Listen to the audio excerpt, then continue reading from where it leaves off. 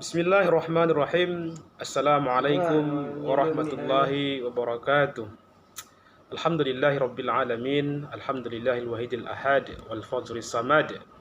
Lam yalid wa lam yulad wa lam yakul lahu kufuwan ahad.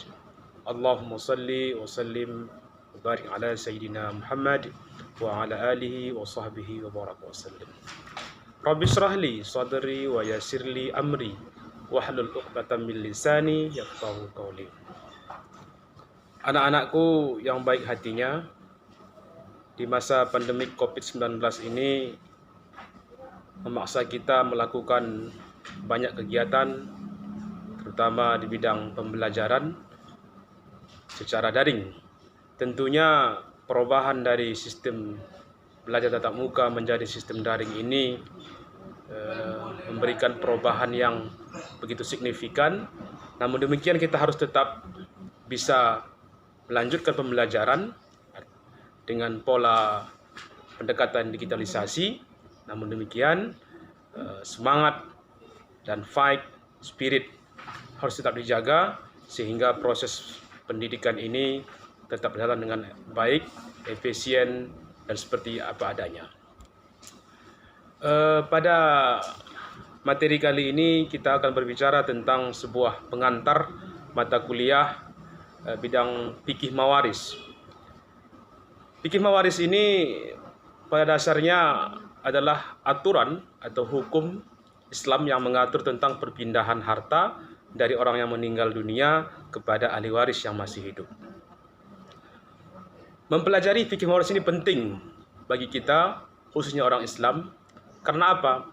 Berapa banyak masyarakat di komplek kita, di perkampungan, sebuah keluarga yang notabene harmonis pada awalnya, tapi ketika terjadi peristiwa kematian, meninggal dunia seseorang yang berimplikasi kepada terdapatnya harta peninggalan, berapa banyak orang bersengketa antara ibu dan anak, antara saudara dengan saudara, berakhir pada sebuah pengadilan hanya memutuskan tentang hak pemilikan. Harta ini punya siapa, bagian ini punya siapa, berapa jumlahnya, berapa bagiannya. Ini cukup miris kalau kita lihat beberapa berita pada halaman Serambi Indonesia, pada berita online kita lihat seorang anak tega menyidangkan ibunya, kemudian saudara dengan saudaranya hanya berkaitan dengan masalah mawaris. Artinya apa? Begitu pentinglah mempelajari fikih mawaris ini. Karena kata Rasul, salah satu dari ciri-ciri dari berakhirnya dunia ini, salah satu ilmu yang paling cepat diangkat adalah masalah ilmu faraid atau ilmu mawaris. Baik, adapun kajian dari fikih mawaris ini, yang pertama kita akan mengkaji pada minggu pertama ini kita akan mengkaji tentang orientasi umum dan kajian fikih mawaris, ruang lingkupnya. Yang pertama kita akan berbicara tentang nantinya sejarah kewarisan.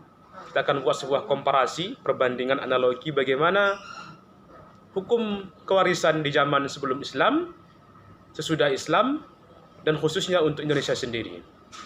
Kemudian nanti kita juga akan mempelajari bagaimana tentang rukun dan syarat kewarisan, kemudian tentang sumber hukum kewarisan. Sumber hukum kewarisan ini dapat dilihat pada Quran surah An-Nisa ayat 7, kemudian ayat 11, ayat 12, kemudian tentunya juga ayat 176. Nanti juga kita akan membahas tentang hadis-hadis Nabi yang berkaitan dengan mawaris. Kemudian pada minggu selanjutnya atau minggu yang keempat, kita akan membahas tentang hijab atau penghalang kewarisan. Jadi dia ada sebab-sebab penghalang kewarisan, diantaranya tentang hijab hirman dan hijab nuksan. Kemudian ada yang lain-lain seperti terjadinya pembunuhan antara ahli waris saling membunuh, maka tidak dapat diberikan hak kewarisan. Atau mungkin berlainan agama juga bisa menjadi sebuah penghalang kewarisan. Selanjutnya, nanti kita akan berbicara tentang klasifikasi ahli waris yang berhubungan dengan ikatan karena sebuah sebab, yaitu karena perkawinan. Adanya perkawinan itu menyebabkan hubungan kewarisan. Contoh antara suami dan istri, ketika meninggal seorang suami, maka istri mendapat warisan, dan sebaliknya. Kenapa? Karena mereka mempunyai hubungan sebab, yaitu pernikahan. Adapun hubungan nasab keturunan, contohnya seorang ayah meninggal dunia, punya anak, maka anak-anaknya ini punya hak waris dari ayahnya, atau sebaliknya, seorang anak meninggal lebih dulu daripada ayahnya, maka ayah atau kakeknya bahkan seterusnya ke atas itu memperoleh kewarisan karena hubungan nasab. Kemudian nanti kita akan lihat siapa saja yang mendapat warisan. Ini disebut dengan golongan ahli waris zawil furud. Zawil furud nanti akan kita hubungkan juga nanti dengan asabah, ahli waris yang memperoleh harta warisan dari golongan asabah atau golongan yang mendapat dengan secara otomatis karena menghabiskan sisa harta warisan.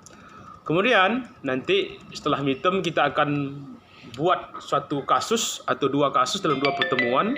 Kita buat bagaimana cara-cara menyelesaikan sengketa warisan. Misalnya bapak dapat berapa, ibu dapat 1/6 jika ada anak, dapat 1/3 jika tidak ada anak, ayah dapat 1/6 jika ada anak, menjadi asabah jika tidak ada anak. Laki-laki, nanti kita akan buat dua pertemuan membahas tentang penyelesaian sengketa kewarisan atau menyelesaikan kasus-kasus kewarisan. Kita akan buat dua pertemuan, ditambah lagi pada pertemuan yang ketiga dalam pembahasan kasus itu kita akan tambahkan tentang kasus aul dan rad. Nanti bagaimana kasus aul dan rad akan kita bahas pada praktek ketika di lapangan. Kemudian terakhir ya, kita akan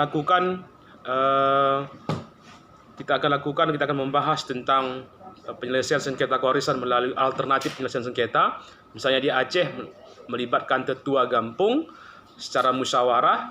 Kalau di pengadilan dapat diselesaikan dengan dua cara, yaitu melalui mediasi juga berdamai, atau kasus kewarisan juga dapat diselesaikan dengan cara persidangan di pengadilan. Untuk itu pada deskripsi di bawah ini akan dibuat nanti